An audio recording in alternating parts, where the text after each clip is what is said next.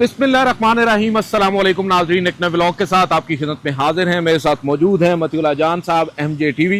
नाज़रीन, आज के इस व्लॉग में हम आपके साथ 4 इंतहाई अहम खबरें शेयर करेंगे। जैसा कि आप देख सकते हैं बैकग्राउंड में, हम इस वक्त सुप्रीम कोर्ट ऑफ पाकिस्तान के अंदर मौजूद हैं और एक बड़ी खबर आई है कि फाइनली 9 माह के बाद सर 26वीं आईनी तरमीम के खिलाफ आईनी दरख्वास्तें समाअत के लिए मुकर्रर हो चुकी हैं। मुबारक हो। खैर मुबारक है जी, बिल्कुल ये मुबारक वाली ही बात है। लेकिन इंटरेस्टिंग ये है कि 30 सितंबर तारीख मुकर्रर की गई है और बेंच वही है, जस्टिस अमीनुद्दीन खान की सरबराही में 8 रुकनी लार्जर बेंच, जो अब 30 तारीख को बाकायदा तौर पर उस 26वीं आईनी तरमीम के खिलाफ दरख्वास्तों पर समाअत करेगा, जिस 26वीं आईनी तरमीम के नतीजे में ये आईनी बेंच तश्कील पाया। ठीक है। और दूसरी आम खबर, जी जी अनिल साहब ने फौजी अदालतों के हवाले से तफसीली फैसला आ गया है और तफसीली फैसले के अंदर जो बड़ी खबर है कि जो 45 दिन दिए गए थे हुकूमत को और पार्लियामेंट को कि अपील का हक देना है हाई कोर्ट के अंदर उन सिविलियन शहरियों को जिनको फौजी अदालतों से सजाएं हुई हैं, बिल्कुल, तो वो अपील का हक अभी तक तो नहीं मिला। तकरीबन 135 दिन गुजर चुके हैं, 45 तो कब के, मगर तफसीली फैसले में अभी भी 45 दिन लिखा है जी। अब उम्मीद है कि इस तफसीली फैसले से 45 दिन की नया अरसा फिर से शुरू हो जाए, मगर अपील का हक या उसके हवाले से कानून साजी कहीं नज़र नहीं आ रही। और इस तफसीली फैसले में कुछ ऐसा लिखा गया है कि जो शायद मुख्तसर हुक्मनामे में किसी और अंदाज से लिखा गया था, वो भी अपील के हक के हवाले से, ये भी हम आपको बताएंगे। किस तरह टोन डाउन हुआ वो भी आपसे पूछेंगे। इसके अलावा जो तीसरी अहम खबर है सर, आज आपको मालूम है जैसा कि इस्लामाबाद हाई कोर्ट में एक बड़ी ही गैर मामूली किस्म की दरख्वास्त, और मैं कहूँगा कि फ्रिवलेस किस्म की दरख्वास्त आई इमरान खान और बुशरा बीबी से मुतालिक, और उस दरख्वास्त को न सिर्फ इंटरटेन किया गया, उसे समाअत के लिए मुकर्रर किया गया, उस पर बाकायदा तौर पर समाअत के बाद नोटिस जारी किए गए और अब से कुछ देर कबल ही उसका हुक्मनामा आया और उस हुक्मनामे में भी एक ब्लंडर कर दिया गया है, वो भी अपने नाजरीन को बताएंगे। लेकिन एक और भी खबर है सर। जी हाँ, जस्टिस तारिक महमूद जहांगीरी, जिनको अदालती काम से रोका गया था और जिन्होंने सुप्रीम कोर्ट में अपील दायर की थी और कहा था कि आइन के तहत उनको अदालती काम से कोई उनका साथी जज नहीं रोक सकता, तो वो अपील, उनको नंबर तो लग गया मगर उसका नंबर आया नहीं है। और ये इतना बड़ा अहम आइनी एक मामला था कि किसी हाई कोर्ट के जज को, एक साथ बैठा जज जो है, 6 जाए के चीफ जस्टिस ही क्यों ना हो, वो काम से रोक दे अपने अदालती हुक्म दे के। ये काम शुरू हो गया तो फिर कोई जज भी काम नहीं कर सकेगा, मगर सुप्रीम कोर्ट के कान पर जूं तक नहीं रहेंगी। और अब एक जज को भी एक दरख्वास्त डालनी पड़ी है, वो है जनाब मेरी दरख्वास्त ज़रा जल्दी समाअत फरमा ले। ये हम अर्ली हियरिंग की दरख्वास्तें आम शहरियों की तरफ से सुनते रहते थे, मगर अब हाई कोर्ट का जज भी कह रहा है कि जनाब मेरी दरख्वास्त का जल्द फैसला कर दें। ये तो हालत हो गई है हमारी। ये तो इंसाफ के वो असूल हैं जो बराबरी का असूल है, देखें सबको बराबरी। पहली स्टोरी की तरफ आए थे जी सर। सबसे पहली स्टोरी, आज 26वीं आईनी तरमीम जो मुकर्रर हो चुकी है और अभी तक तो काज लिस्ट बाकायदा तौर पर नहीं आई। जराए से ही ये बताया जा रहा है कि 30 सितंबर की तारीख मुख्तस की गई है और आपको मालूम है आखिरी जो समाअत हुई थी वो 27 जनवरी को हुई थी और 9 माह के बाद आपको ये भी मालूम होगा कि पहली समाअत के ऊपर जस्टिस अमीनुद्दीन खान साहब ने जब ऑर्डर डिक्टेट करवाया था तो 3 हफ्तों का वक्त दिया था और कि 3 हफ्तों के बाद समाअत होगी। वो 3 हफ्ते सर 3 माह में बदल गए, 3 माह 6 माह में बदल गए और बिल आखिर अब 9 माह के बाद ये मुकर्रर हुई है। और इंटरेस्टिंगली जो 27 जनवरी की समाअत हुई थी, उस समाअत के दिन जिस रोज 3 हफ्तों के लिए मौखर किया गया इस कार्रवाई को, उसी रोज आपको याद है जुडिशल कमीशन का एक नोटिफिकेशन आया था कि चीफ जस्टिस ने नए जजेस साहिबान की भर्ती के लिए एक नोटिफिकेशन जारी किया और जुडिशल कमीशन का इजलास बुला लिया था और उसके बाद फिर अब 2 दर्जन से जायद आला अदलिया में जजेस भी उस 26वीं आईनी तरमीम के नतीजे में क्या इंडक्ट हो चुके हैं। तो अब आप मुझे बताएं, आप कैसे देख रहे हैं कि वो आईनी बेंच जो उसी 26वीं आईनी तरमीम के बतन से निकला है वो कैसे अपना फेट डिसाइड करेगा, और क्या फुल कोर्ट के हवाले से वो जो इस्तदाएं थी जिन पर नोटिस हो चुके हैं वो अब भी सुनी जाएंगी या उनको अब मुस्तरद ही समझा जाए? देखिए, अभी तक 26वीं आईनी तरमीम से हट के भी जितने भी फैसले आए हैं, चंद ही आए हैं, वो भी तो इन जजों ने अपने आप को ही तहफ़्फ़ुज़ देने का फैसला किया ना। जी हाँ। तो ये सिर्फ 26वीं आईनी तरमीम नहीं है, आप जजेस के सीनियरिटी का मामला देख लें, फौजी अदालतों का मामला देख लें, तो ये आईनी बेंच तो बना ही इस मकसद के लिए था जो वो काम कर रहा है। تو یہ جتنے بھی فیصلے ہیں وہ اپنے آپ کو ہی تحفظ دے رہے ہیں، اپنی نوکری کو ہی مضبوط کر رہے ہیں. تو یہ معاملہ صرف 26ویں آئینی ترمیم کا نہیں ہے، مگر اس میں ایک بات ضرور ہے کہ جو فل کورٹ کا مطالبہ سپریم کورٹ کے ججز کی طرف سے کیا گیا تھا، جسٹس منصور علی شاہ نے بھی کہا، جسٹس منیب نے بھی کہا، جسٹس عائشہ نے کہا، جسٹس اطہر اللہ نے کہا، بلکہ جوڈیشل کمیشن کو بھی خط لکھتے رہے کہ آپ لوگ ججز کی تعیناتی روک دیں جب تک 26ویں آئینی ترمیم کے خلاف آئینی درخواستوں کا فیصلہ نہیں جب اجلاس ہوتا ہے یہ کہا جاتا جب اجلاس ہوتا رہا یہ کہا جاتا رہا. تو فل کورٹ کا معاملہ ابھی بھی اس کا کوئی حتمی فیصلہ نہیں ہوا. اب دیکھنا یہ ہے کہ اس معاملے کو کتنے زور سے دوبارہ اٹھایا جائے گا، کیونکہ یقیناً 26ویں آئینی ترمیم کے خلاف جو درخواستیں آئی ہیں اس میں گزشتہ سماعت میں بھی یہ کہا گیا تھا کہ یہ معاملہ فل کورٹ کے سامنے رکھا جائے. اور ابھی نوٹسز جاری ہوئے ہیں. اب دیکھیں یہ فل کورٹ بنتی ہے یا نہیں، مگر آئینی بینچ کا بظاہر یہ اصرار تھا کہ اب ہم آ گئے ہیں، اب فل کورٹ، ہم ہی فل کورٹ ہیں، ہم ہی سب کچھ ہیں، تو اس لیے اب ہم ہی یہ فیصلہ کریں گے. تو یہ سب سے پہلا اور بڑا چیلنج یہی ہوگا کہ 26ویں آئینی ترمیم کے خلاف درخواستوں کو سنے گا کون، کیونکہ یہ جو آئینی بینچ کے ججز بیٹھے ہیں یہ تو 26ویں آئینی ترمیم کے بینیفیشریز ہیں. یہ تو 26ویں آئینی ترمیم سے ان کو مفاد ملا ہے، کوئی آئینی بینچ بن گیا، آئینی بینچ کے سربراہ بن گئے،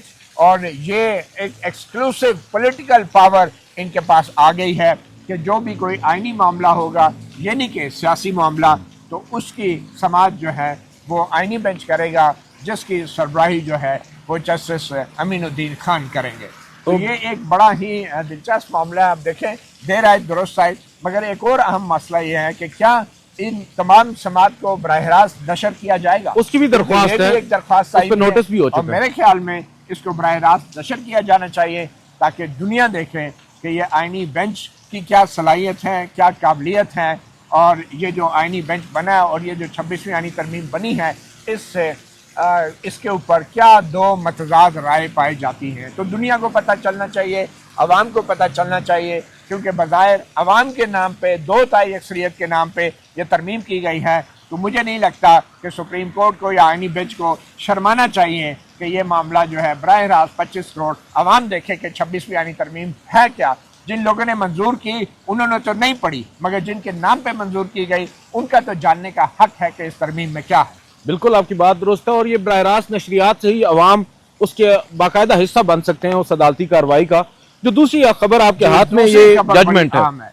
فوجی عدالتوں کے حوالے سے 7 مئی کو جب بھارت نے پاکستان پہ حملہ کیا تھا اور پاکستان نے بھارت کے 6 جہاز گرائے تھے، تو اسی روز ہی بڑی ہنگامی بنیادوں پہ سپریم کورٹ سے بھی ایک حلہ بولا گیا تھا. اور یہ حلہ اور حملہ جو تھا یہ کوئی جہاز تو نہیں گرائے، لیکن میں سمجھتا ہوں کہ یہ بنیادی انسانی حقوق پہ ایک بہت بڑا حملہ تھا. اور وہ حملہ یہ تھا کہ سپریم کورٹ کے آئینی بینچ نے کمرہ عدالت میں آ کے اچانک ہی یہ فیصلہ پڑھ کے سنا دیا کہ جو 9 مئی کے ملزمان تھے، جو سویلین شہری تھے جن کو فوجی عدالتوں میں سزائیں سنائی گئی ہیں، وہ سزائیں فوجی عدالتوں نے درست سنائی ہیں اور سویلین شہریوں کا فوجی عدالتوں میں ٹرائل کیا جا سکتا ہے.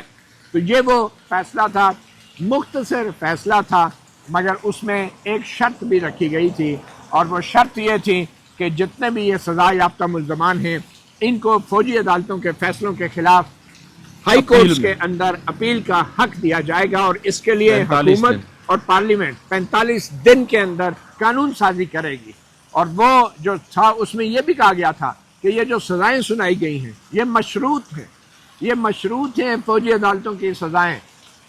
ان اپیلوں کے فیصلوں سے جو ہائی کورٹ میں قانون سازی کے بعد ان کو حق ملے گا. جی ہاں، تو یہ مشروط کر دی گئی تھی. مختصر حکم میں اگر آپ کو پڑھ کے سنا دیتا ہوں، کیونکہ وہ پڑھنا اس لیے ضروری ہے کہ اب جو تفصیلی فیصلہ آیا ہے اس میں تھوڑے سے بدلے میری سرکار نظر آتے ہیں. یہ جو آئینی بینچ ہے اس نے مختصر حکم میں یہ کہا تھا کہ ان لوگوں کی سزائیں مشروط ہوں گی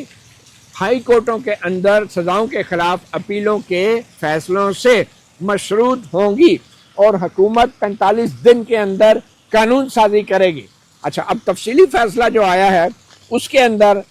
جو آئینی بینچ ہے وہ یہ لکھتا ہے کہ یہ جو اس میں لکھتا ہے کہ یہ جو اپیل کا حق دیا گیا ہے، اپیل کا حق کے اوپر جو سوال اٹھایا گیا تھا کہ اپیل کا حق ہونا چاہیے یا نہیں، اس سوال کا جواب اپیلانٹس کے حق میں دیا جاتا ہے، یعنی جو سزا یافتہ ملزمان ہیں جنہوں نے اپیلیں کرنی ہیں ان کے حق میں دیا جا رہا ہے اس سوال کا جواب۔ اور وہ حق میں کیا دیا جا رہا ہے، یہ تفصیلی فیصلے کے اندر وہ حق جو ہے نا تھوڑا نرم پڑ دیا۔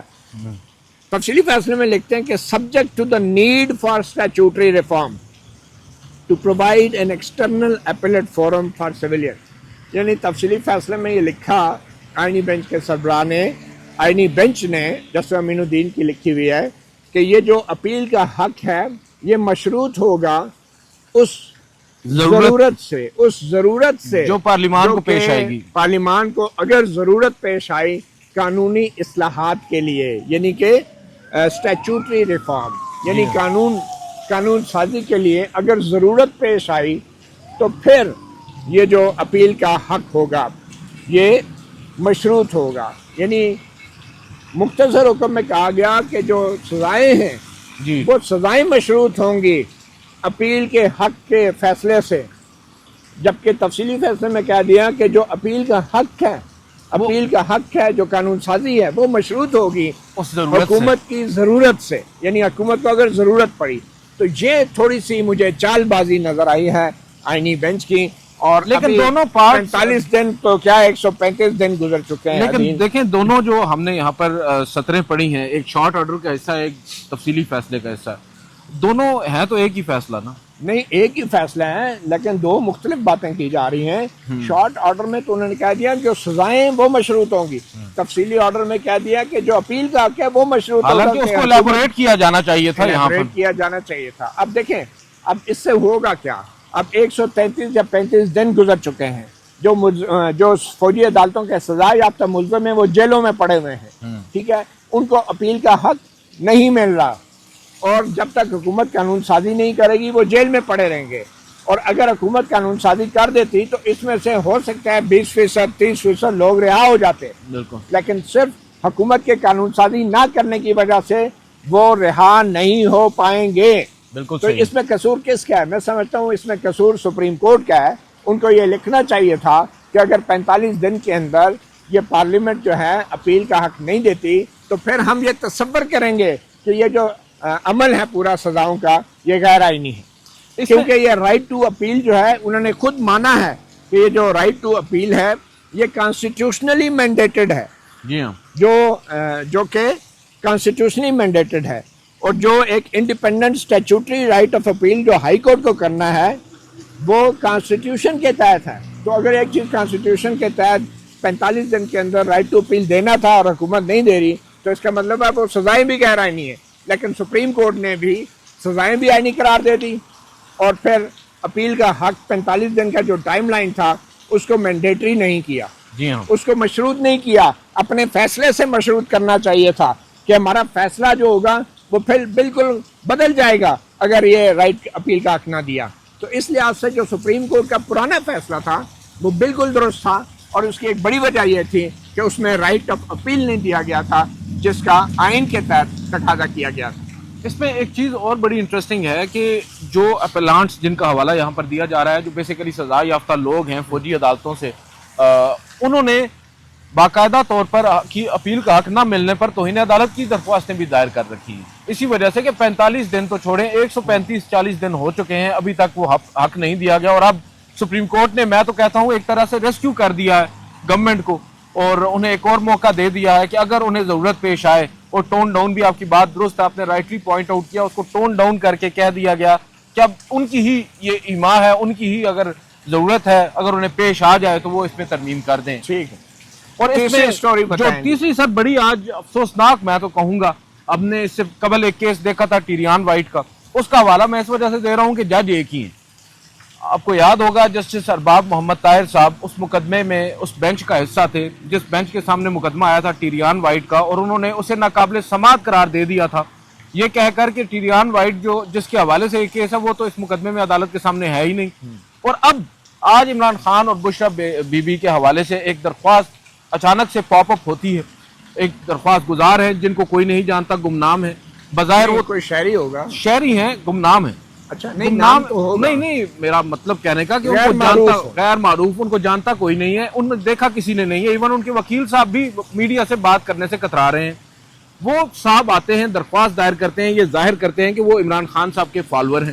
پاکستان تحریک انصاف, جب میں نے اس کو تھوڑا سا فالو کیا تو معلوم ہوا پاکستان تحریک انصاف نے نہ صرف ان سے اظہار لا تعلقی کیا درخواست گزار سے, بلکہ ان کی مذمت کی اس درخواست کی, جس میں انتہائی غیر مناسب قسم کی لینگویج ہے, اور ان کو اپنی اہلیہ کے ساتھ ملنے کی استدعا کی جا رہی ہے کہ انہیں ملنے کی اجازت دی جائے. ان کا حق ہے, جو جیل رولز ہیں ان کے مطابق اس حق سے انہیں محروم رکھا جا رہا ہے. اب ارباب محمد طاہر صاحب نے نہ صرف اس پر سماعت کی ہے سر, ہم تو توقع یہ کر رہے تھے کہ ایسے جو فریولس لٹیگیشن ہوتی ہے اس پر عدالتیں نوٹس لیتی ہیں, سخت نوٹس لیتی ہیں, جرمانے عائد کرتی ہیں. انہوں نے جرمانہ تو چھوڑیں, انہوں نے ان درخواست گزار کی درخواست پر نوٹس جاری کر دیا اور 30 تاریخ بھی دے دی کہ 30 تاریخ کو آپ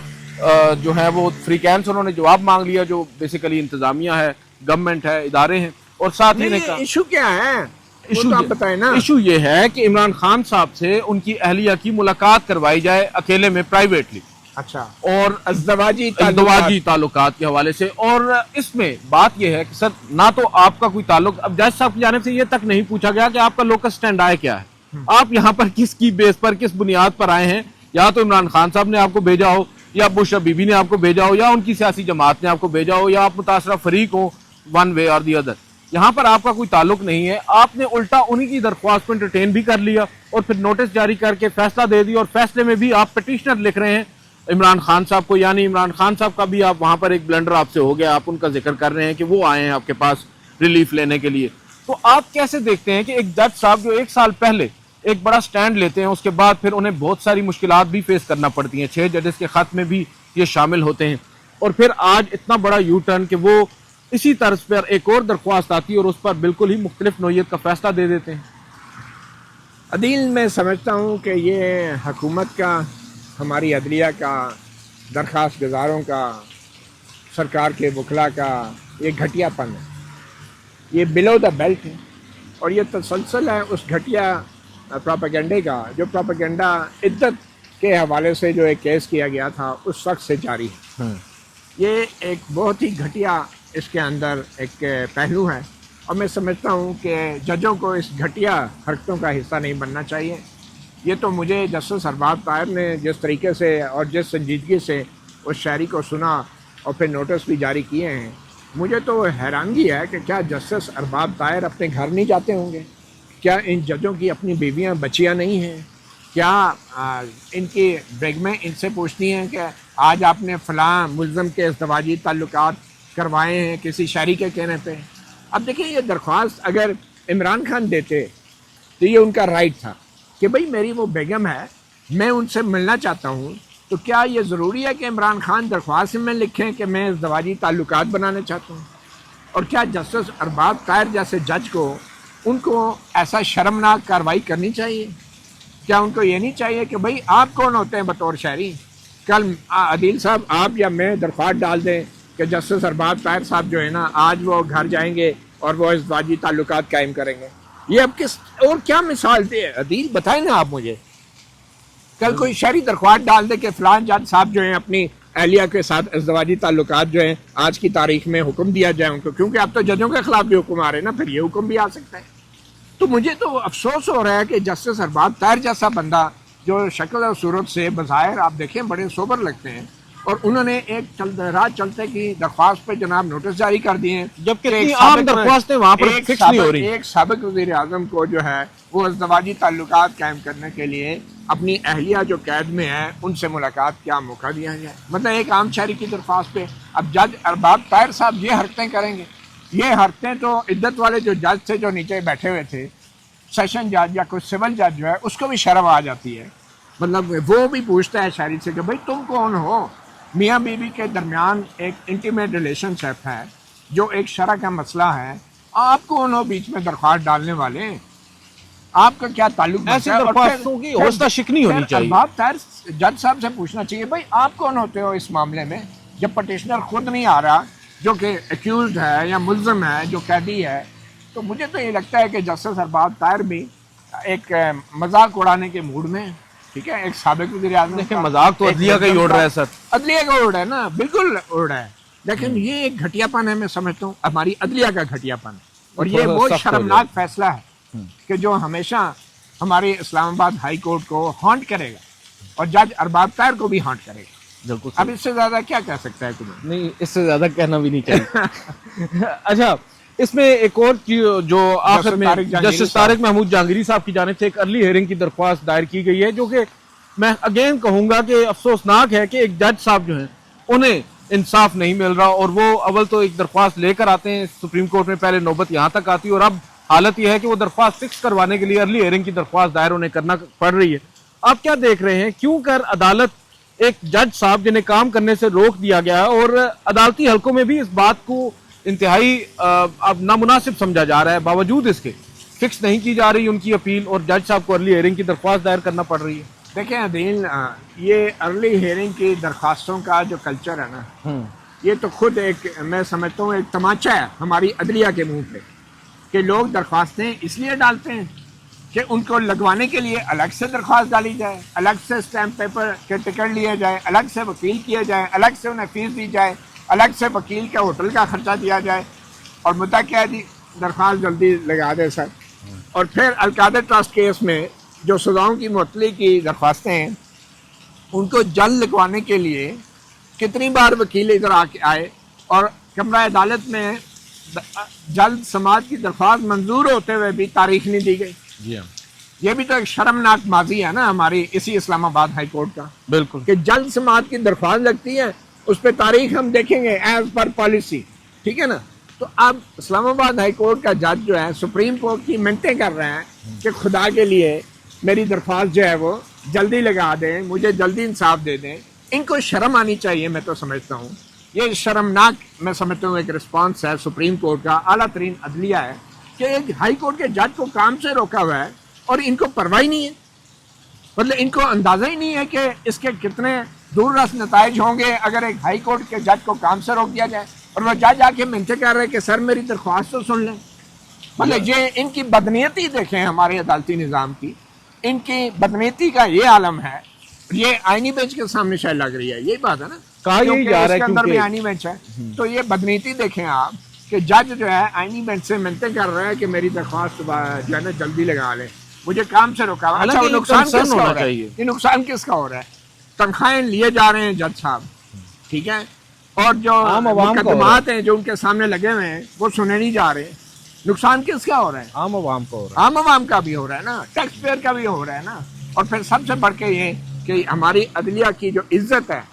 وہ بھی خاک میں مل گئی ہے،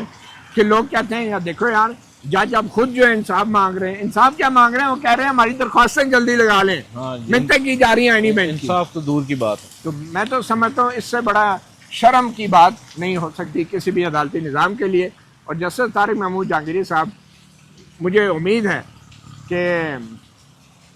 جب بھی آپ کا کیس لگے گا تو یہ جلد سماعت کی درخواستوں والا جو کلچر ہے نا، اس کے اوپر بھی ضرور کوئی نہ کوئی بات ہونی چاہیے، کہ یہ خود کتنی غیر آئینی بات ہے کہ غریب آدمی وکیل کرے، درخواست دے، اور پھر اس درخواست کو جلد سماعت کے لیے الگ سے درخواست دے اور الگ سے وکیل کرے۔ بالکل، اور لاسٹلی یہ بات ضرور ہے کہ ان ججز صاحبان کو جنہوں نے اس مقدمے کو سننا ہے یا جن کے پاس اب فائل پہنچ چکی ہے، انہیں بھی یہ بات ذہن میں رکھنی چاہیے کہ اگر آج ان کے ایک